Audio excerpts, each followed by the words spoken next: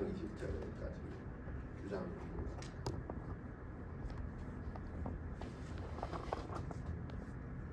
사사기 14장 1절부터 15장 20절까지입니다. 14장 1절부터 15장 20절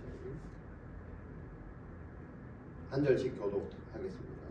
삼손이 딥나에 내려가서 거기서 블레셋 사람의 딸들 중에서 한 여자를 보고 올라와서 자기 부모에게 말하여 이르되 내가 딥나에서 블레셋 사람의 딸들 중에서 한 여자를 보았사오니 이제 그를 맞이하여 내 아내로 삼게 하소서 하매 그의 부모가 그에게 이르되 내 형제들의 딸 중에나 내 백성들 중에 어찌 여자가 없어서 내가 할례받지 아니한 블레셋 사람에게 가서 아내를 맞으려 하느냐 하니 삼손이 그의 아버지에게 이르되 내가 그 여자를 좋아하오니 나를 위하여 그 여자를 데려오소서 하니라.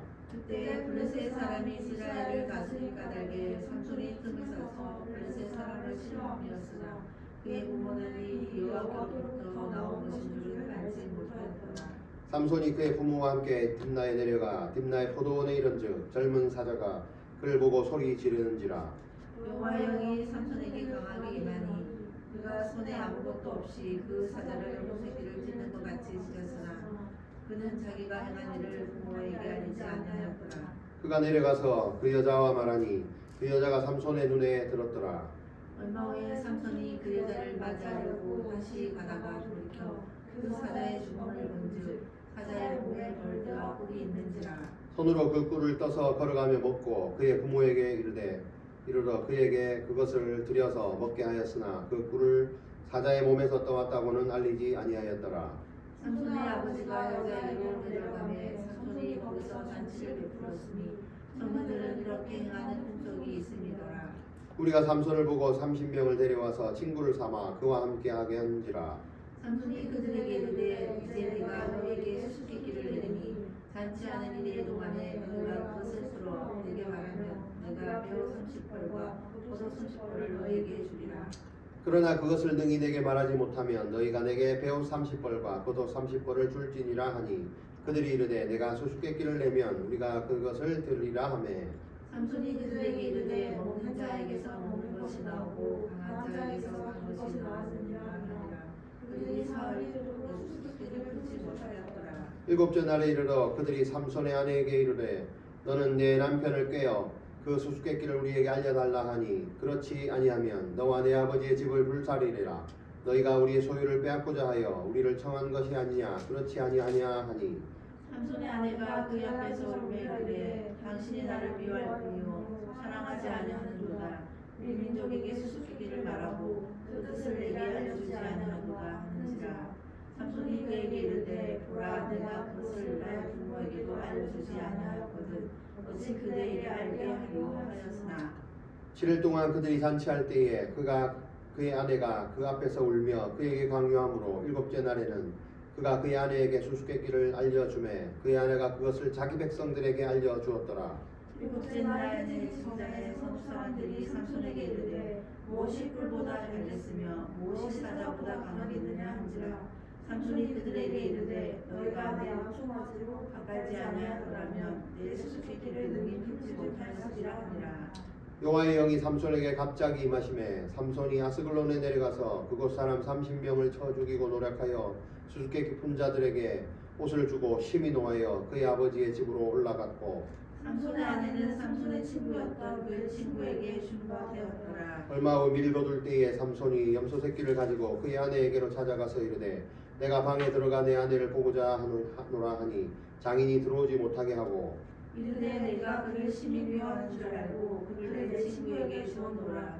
그의 동생이 그보다 더 어렵지 아니하냐. 청하노니 너는 그를 대신하여 동생을 아내 맞이하라 하니 삼손이 그들에게 이르되 이분은 내가 그 블레셋 사람들을 해할지라도 그들에게 대하여 내게 허물이 없을 것이니라 하고 삼손이 가서 요 300마리를 붙들어서 그 꼬리와 꼬리를 메고 회를 가지고 그 두 꼬리 사이에 한 회를 달고 회에 불을 붙이고 그것을 블레셋 사람들의 곡식밭으로 몰아들여서 곡식단과 아직 배지 아니한 곡식과 포도원과 감람나무들을 사른지라. 블레셋 사람들이 이르되 누가 이 일을 행하였느냐 하니 사람들이 대답하되 딥나 사람의 사이 삼손이 장인의 삼손의 아내를 빼앗아 그의 친구에게 준바하리라 하였더라. 블레셋 사람들이 올라가서 그의 아버지와 그의 아버지를 불사르니라. 삼손이 그들에게 이르되 너희가 이같이 행하였은즉 내가 너희에게 원수를 갚고야 말리라 하고 블레셋 사람들의 전장이와 넓적 다리를 크게 쳐서 죽이고 내려가서 에단바위 틈에 머물렀더라. 이에 블레셋 사람들이 올라와 유다의 진을 치고 레히에 가득한지라. 유다 사람들이 이르되 너희가 어찌하여 올라와서 우리를 치느냐. 그들이 대답하되 우리가 올라온 것은 삼손을 결박하여 그가 우리에게 행한 대로 그에게 행하려 하노라 하는지라. 유다 사람 3,000명이 에단바위 틈에 내려가서 삼손에게 이르되 너는 블레셋 사람이 우리를 다스리는 줄을 우리 줄을 알지 못하느냐. 내가 어찌하여 우리에게 이같이 행하였느냐 하니 삼손이 그들에게 이르되 그들이 내게 행한 대로 나도 그들에게 행하였노라 하니라. 그들이 삼손에게 이르되 우리가 너를 결박하여 블레셋 사람의 손에 넘겨주려고 내려왔노라 하니 삼손이 그들에게 이르되 너희가 나를 치지 아니하겠다고 내게 맹세하라 하매 그들이 삼손에게 말하여 이르되 아니라 우리가 다만 너를 단단히 결박하여 그들의 손에 넘겨줄 뿐이요 우리가 결단코 너를 죽이지 아니하리라 하고 새 밧줄 둘로 결박하고 바위 틈에서 그를 끌어내니라. 삼손이 엘레야의 이름에 블레셋 사람들이 그에게로 마주 나가며 소리지를 때 여호와의 영이 삼손에게 갑자기 임하시매 그의 팔 위에 밧줄이 불타는 성과 같이 그의 결박되었던 손에서 떨어지니라. 삼손이 나귀의 새 턱뼈를 보고 손을 내밀어 집어들고 그것으로 1,000명을 죽이고 이르되 나귀의 턱뼈로 한 점이 두어미를 쌓았으며 나귀의 턱뼈로 내가 1,000명을 죽였노라 하니라. 그가 말을 마치고 턱뼈를 자기 손에서 내던지고 그곳을 라맛 레히라 이름하였더라. 삼손이 심히 목이 말라 여호와께 부르짖어 이르되 주께서 주의 종을 통하여 이 큰 구원을 베푸셨사오나 내가 이제 목말라 죽어서 할례 받지 못한 자들의 손에 떨어지겠나이다 하니 하나님이 레히에서 한 우묵한 곳을 터뜨리시니 거기서 물이 솟아 나오는지라. 삼손이 그것을 마시고 정신이 회복되어 소생하니 그러므로 그 샘 이름을 엔하코레라 불렀으며 그 샘이 오늘까지 레히에 있더라. 블레셋 사람의 때에 삼손이 이스라엘 사사로 20년 동안 지냈더라. 아멘. 아멘. 자, 오늘 제목은 뭡니까? 안목이 없으면 발목이 잡힌다. 뭐라고요? 안목이 없으면 발목이 네. 잡힌다. 안목이 없으면 발목이 잡힙니다. 안목이 있어야 발목 잡히지 않는다는 거예요. 그러나 안목이 없으면 발목이 잡힙니다. 자, 하나님의 사람과 세상 사람을 구별하는 방법이 있습니다. 하나님의 사람은 영적인 안목이 있는 사람, 세상 사람은 세상적인 안목이 있는 사람이겠죠. 세상적인 안목은 자신의 목적을 이루기 위해서 자기가 필요한 것을 보는 시각이 자신의 목적, 세상적인 안목입니다. 반면 영적인 안목은 하나님의 목적을 이루기 위해서 하나님이 필요한 것을 보는 시각, 이것이 하나님의 안목, 영적인 안목입니다.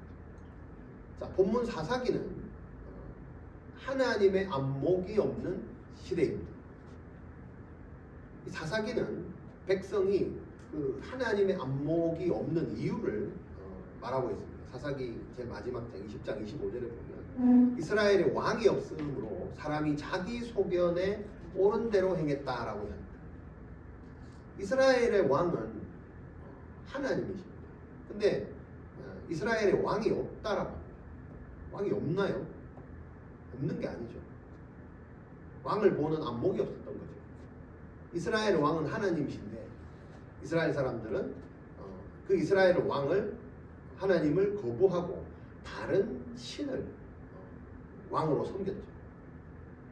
그래서 이스라엘 자손들은 여호와의 목전에 악을 행한 백성들이다. 다른 말로 하나님의 그 안목을 거부한 사람들이다, 이렇게 말할 수 있습니다. 자, 그래서 오늘 본문에서 삼손이 나오는데 이 삼손은 태어날 때부터 하나님께 바쳐진 나실인이다, 이렇게 되어 있습니다. 이 나실인을 낳은 부모는 자녀를 하나님의 사람으로 양육을 해야 됩니다. 그런 책임이 있습니다. 그러면서 하나님이 명령한 것들을 다 지키며 행하게 살도록 양육을 해야 됩니다. 다른 말로 나실인은 하나님의 안목으로 키워야 됩니다. 왜? 하나님의 사람이기 때문에 그렇습니다. 그래서 하나님의 사람은 하나님의 안목으로 커야 되고 그 사람에게 하나님께서 복을 주신다. 그리고 하나님은 하나님의 영을 그를 통해서 움직이게 하신다. 이렇게 말하고 있습니다.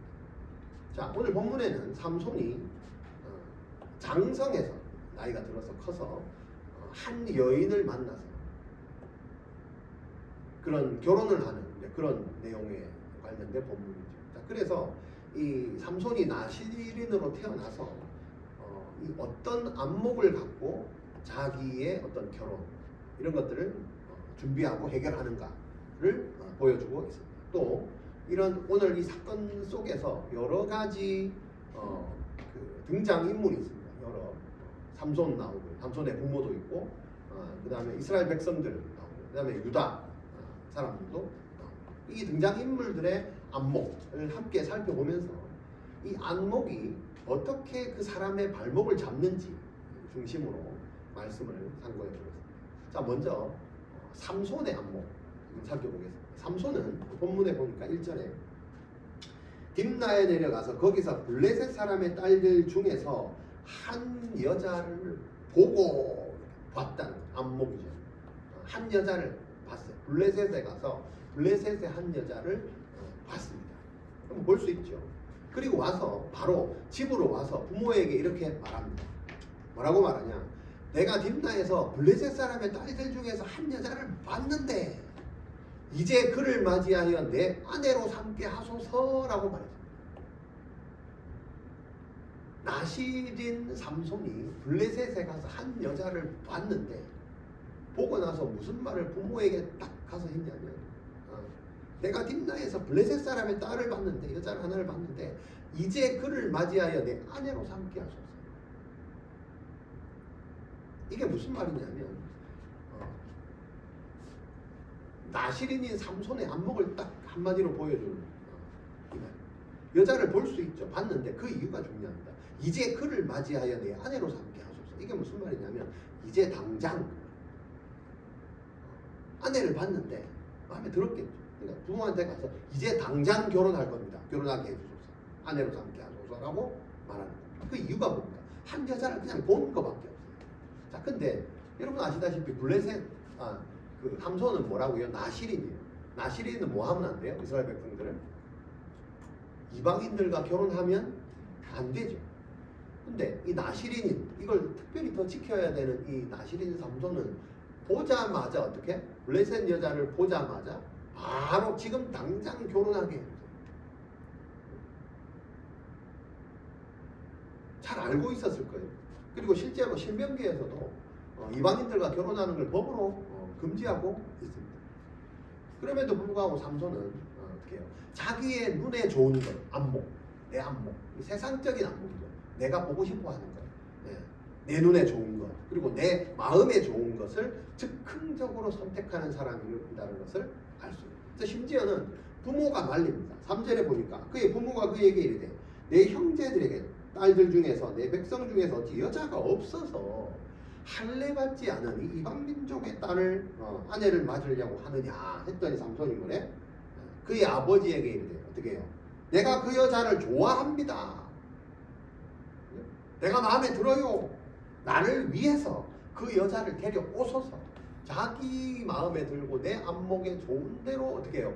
율법을 어겨서라도 내 배우자로 하겠다. 지금 몇 가지 법을 어긴 거예요. 나시린의 법, 십계명, 부모의 말을 안 듣고 그냥 전부 다 어기면서 지금 자기 안목대로 즉흥적으로 그것도 밀고 나갑니다. 아주 순간적인 그 만족. 여러분 영적 안목 이건요 내가 좋아하는 걸 보는 게 아닙니다. 하나님이 좋아하시는 것을 보는 게 영적 안목입니다. 이 영적 안목이 없으면 뭐도 못 봐요? 자기의 배우자도 보는 안목이 없습니다. 영적 안목이 없으면 내가 사명자, 내가 나신일이라는 사실조차도 다 잊어버립니다. 이 영적 안목이 없으면 이 일이 하나님께로부터 나왔다는 그 일조차도 깨닫지를 못합니다. 4절에 보니까 그때의 블레셋 사람이 이스라엘을 다스린 까닭에 삼손이 틈을 타서 블레셋 사람을 치려함이었으나 이 부모는 그 일이 여호와께로 나온 건 줄 알지도 못했다. 지금 이 상황이 무슨 말이냐면 이 본문에는 좀 어렵게 돼 있는데 지금 이 시대적 배경이 다른 사사들이 있었던 시대에는 이스라엘이 단독으로 있을 때 외부의 그 이방인들이 쳐들어왔을 때 하나님이 사사를 보내서 그 외부 이방인들을 물리치고 이스라엘을 구원한 전부 이런 내용의 사사들의 행적입니다. 근데 이 삼손의 시대는 이미 처음부터 블레셋에게 점령을 당해 있는 시대입니다.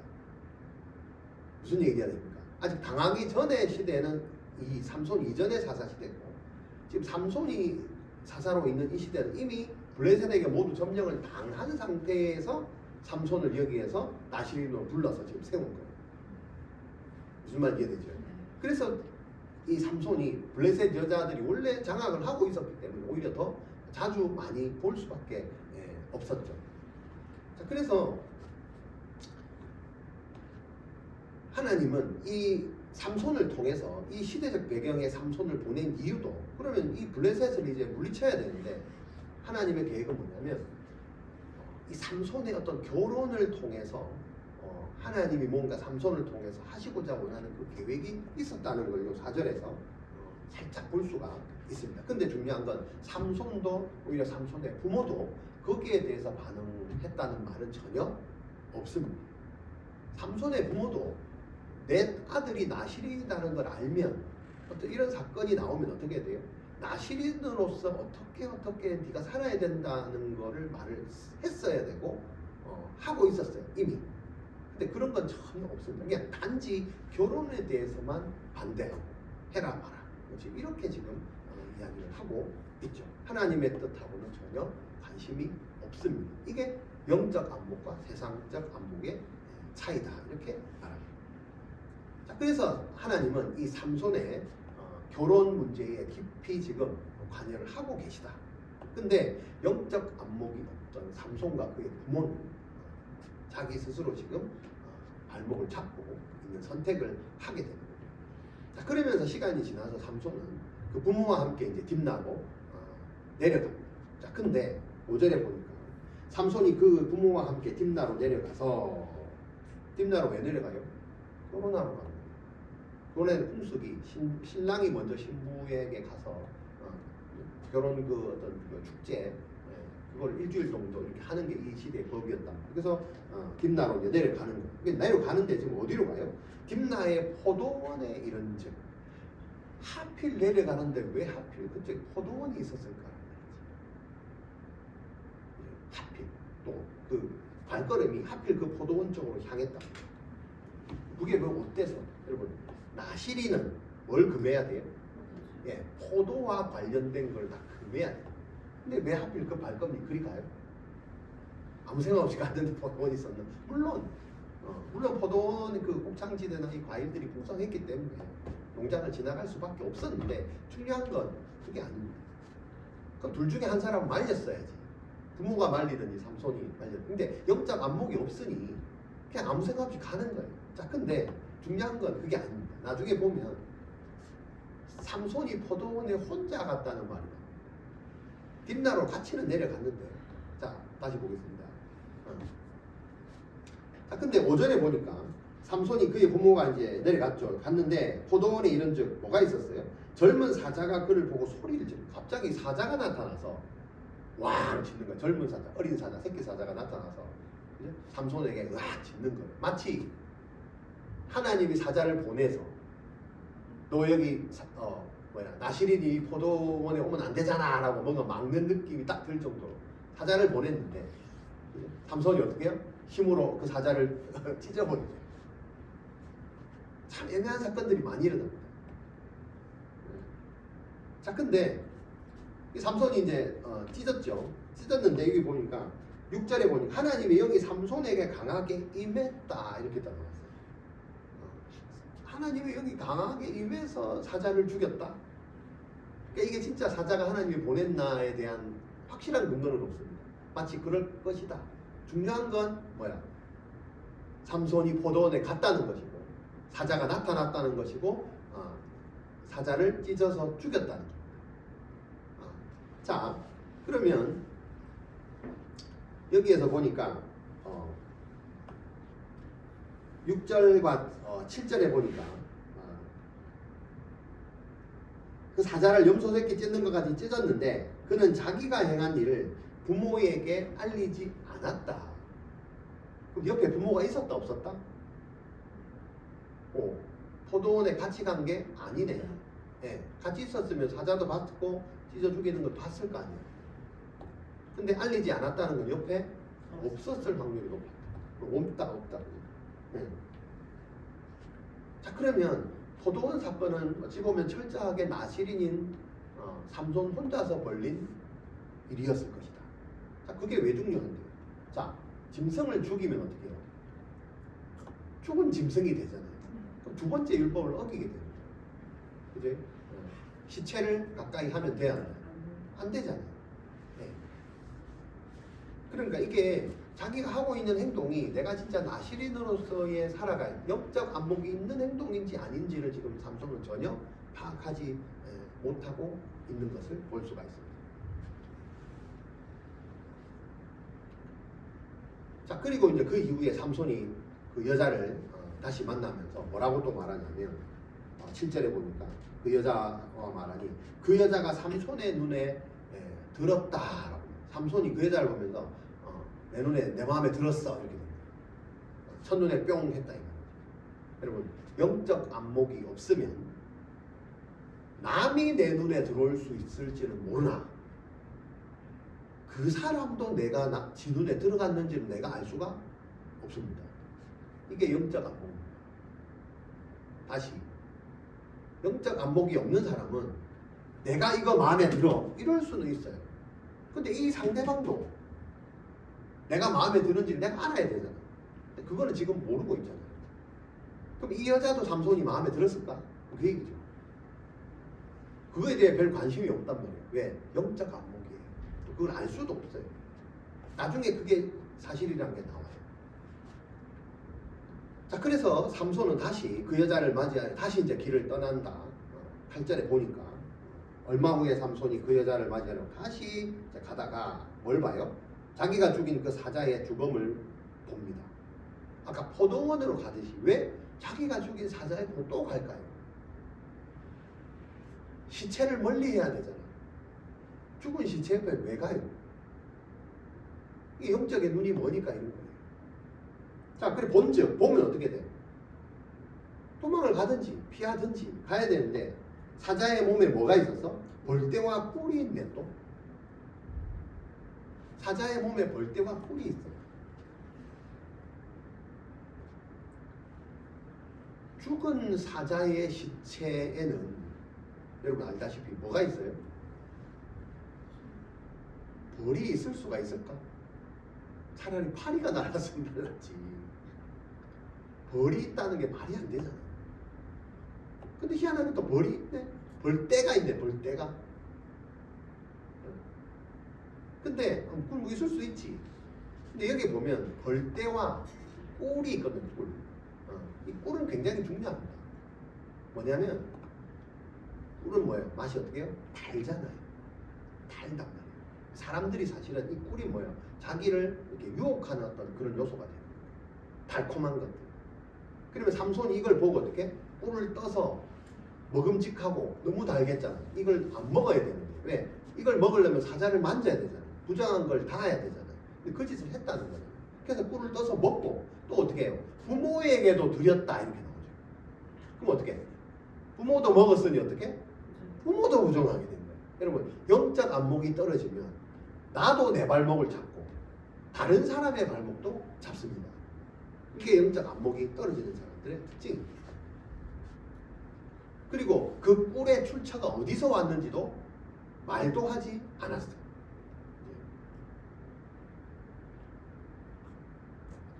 그래서 지금 연속으로 이 삼손이 계속해서 해서는 안 될 짓을 저지르고 있습니다. 그러면 어찌 보면 아까 사자를 그 짓게 한 것처럼 이 사자의 시체에 벌떼와 그 꿀을 주신 것도 만약에 하나님의 역사라면, 그죠? 뭔가 삼손에게 말씀하시는 이유가 있겠죠. 그래서 삼손이 그걸 알아 몰라. 모르잖아. 그냥 꿀이니까 그냥 먹고 다니까 그냥 먹고 부모한테 주고 말도 안 하고 그냥 끝. 이게 영적 안목이 없는 사람의 행동. 뭐예요? 꿀을 처음 본 순간 그걸 너무 먹고 싶으니까 그냥 먹고 내가 하고 싶은 욕구대로 충동대로 생각대로 행동해버리는 이것들이 영적 안목이 없는 사람의 특징이다. 만약에 안목이 있었으면 먹음직스러워도 그 충동을 이기고 내가 나시린이구나 하면서 갔어야 돼. 그냥 갔던 길을 갔어야 돼. 그러니까 이 사건을 통해서 삼손은 또 자신의 발목을 잡죠. 자, 그러면서 삼손 가족은 다시 딥나에 있는 신분집으로 다시 내려갑니다. 자, 여기도 보면 10절에 보니까 삼손은 아버지가 여자에게 내려가매 삼손은 거기서 뭐 했어요? 잔치를 베풀었어요. 결혼 잔치를 이제 베풉니다. 신부집에서. 근데 신부 측의 풍습을 따라 잔치를 이제 베푸는 게 원래 그 지역의 특징이었습니다. 자, 근데 여기서도 또 나시린이 해서는 안 될 행동을 합니다. 자, 이 성경에는 이 잔치가 며칠 동안 7일 동안 계속됐다라고 얘기합니다. 삼손은 여기 보면 잔치에서 신랑의 들러리들과 함께 뭐 했을까요? 오늘에 보면 이 잔치했다는 말이 뭐냐면 먹고 마신다 이제 이런 뜻입니다. 잔치가 먹고 마시는데 사람들이 맹숭맹숭 물만 먹고 마셨을까? 포도주를 마셨겠죠. 그러니까 잔치라는 게 7일 동안 어떻게 신랑 들러리들과 함께 포도주를 마시며 이 잔치에 함께 했다 그 말입니다. 그러면 안 그래도 영적 안목이 떨어지는 이 삼손이 7일 동안 그죠? 그 친구들과 하객들과 같이 7일 동안 있으면서 술 한 방울 입에 안 댔을까? 꿀도 거부 못하는데 예. 그러니까 포도주와 독주를 멀리해야 된다는 이 나시린의 또 금기사항을 깨버립니다. 자, 그러면서 7일 동안 계속 되니까 이 잔치가 이제 심심해졌던 차에 혹은 그 풍습에 따라 삼손은 그 모여있는 하객들, 그 젊은이들에게 수수께끼를 냅니다. 이건 뭐 전통이기도 합니다. 자, 그러면서 수수께끼 내용이 뭐냐면 14절에 보니까 있죠. 먹는 자에게서 먹는 것이 나오고 강한 자에게서 단 것이 나왔다. 뭐 이런 수수께끼를 냅니다. 그러면서 이거를 언제까지 뭐 니들이 풀어라. 그래가지고 내기를 하죠.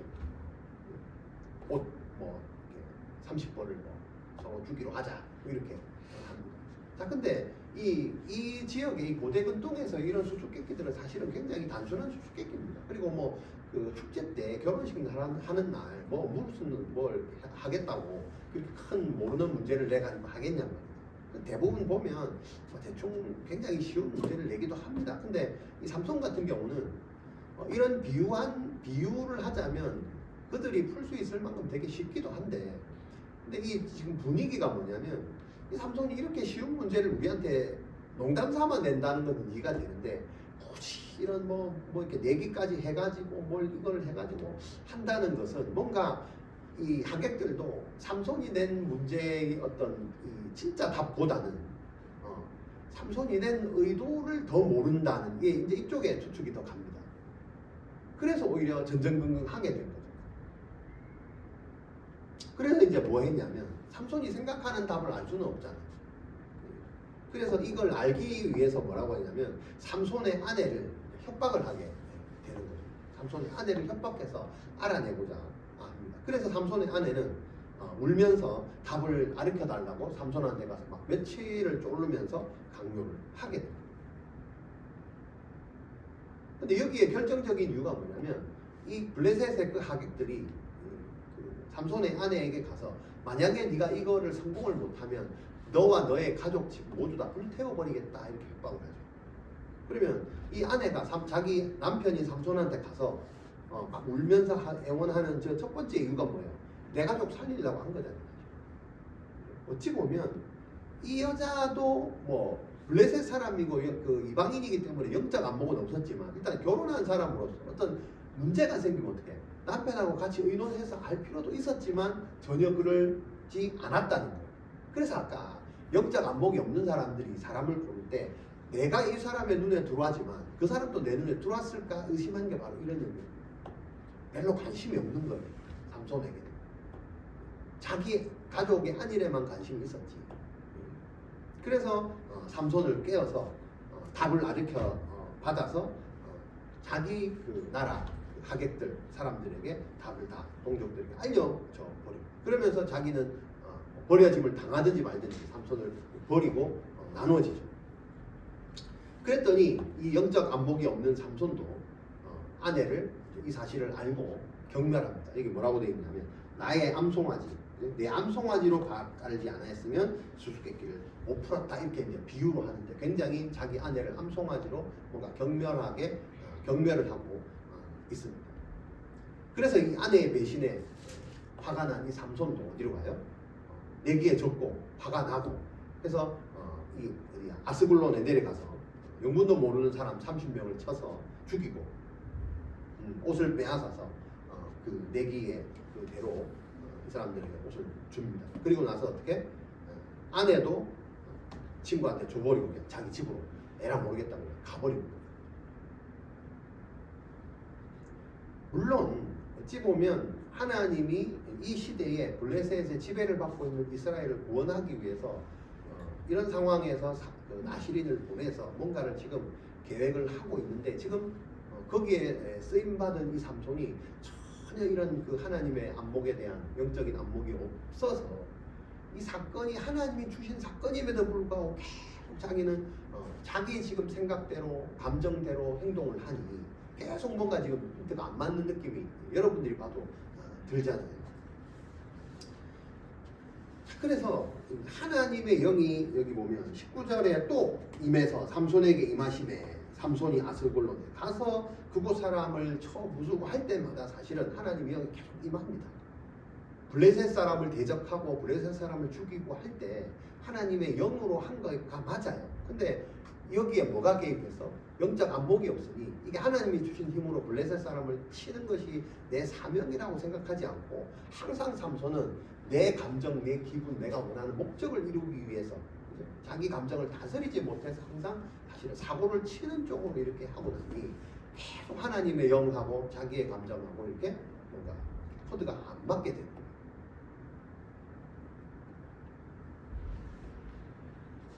자, 그래서 이 결과로 사실은 뭐 30명, 30벌이니까 30명을 죽였겠죠. 더 이상 사실은 다행인지 불행인지 죽은 사람은 없습니다. 그러나 블레셋 사람이 죽기는 했는데 사사가 블레셋 사람을 죽이면 이스라엘에 해방이 와야 되는데 이스라엘에 해방이 왔다는 얘기는 전혀 없습니다. 그리고 이스라엘에 뭐 평안이 있었다, 평화가 주어졌다, 이런 얘기도 전혀 없습니다. 이런 걸 보면 하나님의 계획과 지금 삼손의 행동이 뭔가 자꾸 이렇게 코드가 안 맞다, 이렇게 볼 수가 있겠죠. 그 이유가 뭘까요? 영적 안목이 없던 이 삼손이 사사의 임무로 그 사명을 받아서 그 일을 행하지 않았기 때문이다.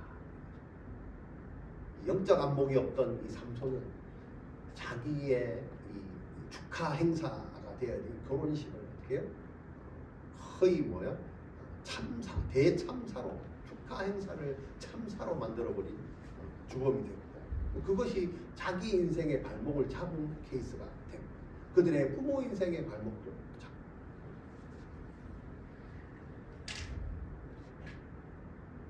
자, 그러면서 이제 15장으로 넘어가면 얼마 후에 시간이 많이 지난 것 같아요. 밀거둘 때에 삼손이 다시 염소 새끼를 가지고 그 아내를 찾아갑니다. 뭔가 좀 미안했던지 선물을 가지고 이제 다시 만나려고, 내가 막 버리고 왔던 그 아내를 찾아가려고 뭔가 선물을 들고 이제 찾아가. 이런 걸로 봐서 또 아내에 대한 마음이 완전히 사라진 건 아닌 것 같은 느낌. 근데 이미 어떻게 해요? 때는 늦었어. 그의 장인이 어떻게 삼손이 아내를 싫어하는 줄 알고 딸을 아예 그냥 다른 친구들에게 시집을 다 보내버려요. 근데 삼손 성격 알잖아요. 자기 뜻대로 안 된 걸 또 보고 욱해가지고 어떻게 막 화를 내면서 블레셋 사람들을 이제 또 처단을 하는 쪽으로 가는. 그래서 여기 이제 본문에 보면 15장 5절에 보니까 여우를 잡아가지고 불을 붙여가지고 이제 곡식을 다 태워버리죠. 근데 이게 뭐 화가 나서 또 그런 행동을 했네 이렇게 할 수도 있지만 지금 여기에 이 블레셋은 이 지대가 무슨 지대냐면 굉장히 곡식이 많은 그 곡창 지대입니다. 실제 블레셋이. 그래서 이 밭이 논밭이 굉장히 많이 있고 그래서 아까 포도원 이런 것들이 많이 발달이 된 그런 나라이고 실제로 그들이 섬기는 이 다곤이라는 신도 곡식의 신입니다. 곡식의 신. 그러면 이 삼손이 그 곡식에다가 불을 질렀다는 건 뭐예요? 이 사람들이 농업하는 사람들이 자기 논밭에 전부 불이 다 질러지고, 그죠? 나라의 어떤 경제와 이런 것들을 완전히 한 방에 무너뜨린 사건이 되고, 또 자기의 신이 무슨 신이요? 곡식의 신까지 불에 타버린 그런 사건이 일어난 신이에요. 어마어마한 지금 일을 벌려버린 거죠. 그래서 이런 행동으로 말미암아서 이 삼손의 아내와 장인 어른이 어떻게 해요? 블레셋 사람들에 의해서 실제로 이제 불태워 죽이게 됩니다. 누가 이랬냐가 삼손이 그랬다. 왜 그랬냐? 뭐 어쩌고저쩌고 설명을 하니까 그러면 이제 이 사람들 죽여버리죠. 이 사건으로 인해서 자기의 아내와 장인 어른이 죽어버려요. 이걸 보면서 그 아까 이전에 14장에서 어떤 일이 있었어요? 자기 아내가 자기 집과 자기와 집이 불태워지는 것을 두려워서 삼손을 꾀었던 것이 지금 그대로 지금 얼마 머지않아서 그 일을 당해버렸잖아요. 그래서 삼손은 이 자신의 이제 아내 장인이 이런 꼴을 당한 것에 대한 이제 복수심을 갖게 됩니다. 그래서 블레셋 사람을 또 죽이죠. 죽이고 나서 이 에담이라는 바위로 피신을 합니다. 자, 근데 여기서 또 이제 어디 뭐가 나오냐? 유다 사람들이 나옵니다. 이 에담은 이 유다 지파 쪽에 속해 있던 곳입니다. 뭐 아까 얘기했지만 이 유다 지파도 블레셋에 지금 지배를 당하고 있었던 시절이다. 그래서 자기들도 지금 힘들어 죽겠는데 갑자기 삼손은 단 지파잖아요. 단 지파 사람이 자기 여기 와서 숨어 있는데 어떻게 블레셋 사람이 쳐들어왔을 거 아니에요. 유다 지파에 진치고 있었다 그랬어요. 그럼 니들이 왜 오냐고 지금 했더니 삼손이 지금 여기 와서 숨어 있는 우리가 잡으러 왔다. 이게 우리가 삼손을 직접 잡으면 애매하니까 유다 사람들을 계속해서 안 그래도 괴롭히는데 더 괴롭혀가지고 같은 종족이니까 니들이 아까 꾀해서 오게 하게 그렇게 만들었다. 그러니까 그 유다에다 진을 치고 있었던 거예요. 그랬더니 유다 사람들이 어떻게 해요? 자기도 힘드니까 이제 어떻게 해요? 삼손을 잡으려고 몇 명이 갔다? 몇 명이 갔다? 3,000명이 갔다.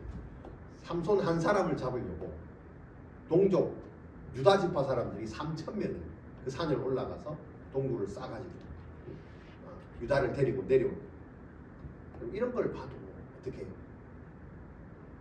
유다 지파 사람들도 참 안목이 영적 안목이 없는 걸 볼 수가 있어요. 동족끼리 뭐 하는 짓이냐. 그리고 생각을 해보시면 인원이 지금 몇 명이요? 3,000명이면 인원 3,000명이면 블레셋하고 싸울 만도 하지 않냐는 거지. 곧이어서 나타날 또 사건에 보면 삼손 혼자서 그죠? 나귀 턱뼈로 1,000명을 막 죽여버리는데 혼자서 1,000명 죽이는데 지금 군인이 3,000명이 있는데 이걸 지금 전쟁을 안 하고 계속 이러고 블레셋에게 핍박만 당하고 있는 유다 사람들 보게 됩니다. 그러니까 이 영적 안목이 없던 이 유다 사람들도 삼손, 자기 동족인 삼손 자체도 어떻게 해요? 자기 동족으로 보는 것이 아니고 우리 민족의 평화와 안녕을 위협하는 지금 존재로 그래서 산을 쫓아가서 빨리 잡아가지고 그 블레셋에게 보내려고 그 생각을 지금 하고 영적 안목이 떨어지니까 하나님에 대한 안목도 없고 오히려 하나님의 능력에 따라서 한번 싸워보겠다는 이런 의지도 그냥 순조롭게 블레셋 사람들의 말을 따라서 왜 지금까지 지배 당하고 있었습니다. 그냥 좋게 그냥 블레셋 손에 삼손을 넘기는 게 자기들한테 가장 보기 좋은 방식이다, 그런 선택이다를 선택하고 있는 게 지금 유다 사람들. 그냥 체념하고 사는 거죠. 그러니까 이런 안목이 없는 유다 사람들을 볼 수가 있습니다. 그러면서 삼손도 또 유다 사람들한테 이렇게 얘기합니다. 너 왜 그랬냐 그러니까 그들이 했던 방식대로 나도 보복한다 이거죠. 그 말은 뭐예요? 블레셋, 자기가 지금 나시린이라는 어떤 하나님의 사람이라는 걸 완전 망각한 채로도 자기들끼리 얘기합니다. 그냥 블레셋 사람들이 그렇게 했기 때문에 나도 블레셋 사람들처럼 그렇게 따라 행동하는 사람이다, 이렇게 대해버립니다. 그러면서 여기 보면 뭐가 나오냐면 삼손의 노래가 나옵니다. 삼손의 노래.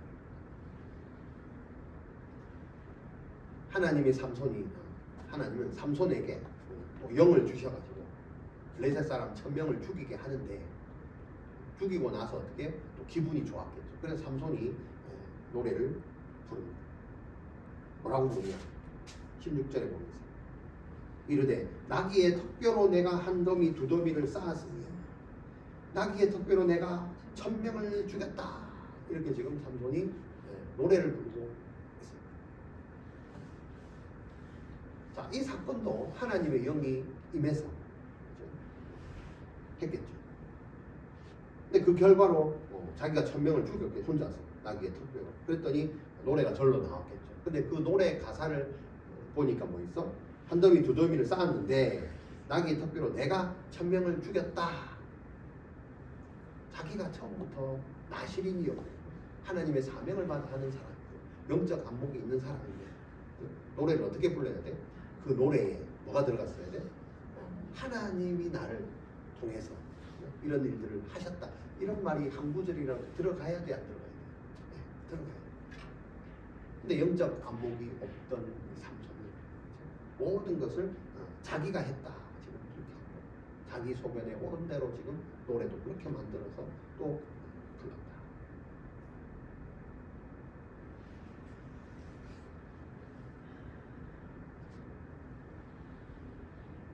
오늘 본문에 나오는 영적 안목이 없는 이 삼손, 그리고 유다 사람, 그리고 이 이스라엘, 여러 차례 자기 자신, 그리고 가족, 그리고 어떤 이스라엘 공동체의 발목을 잡는 모습들을 보게 됩니다.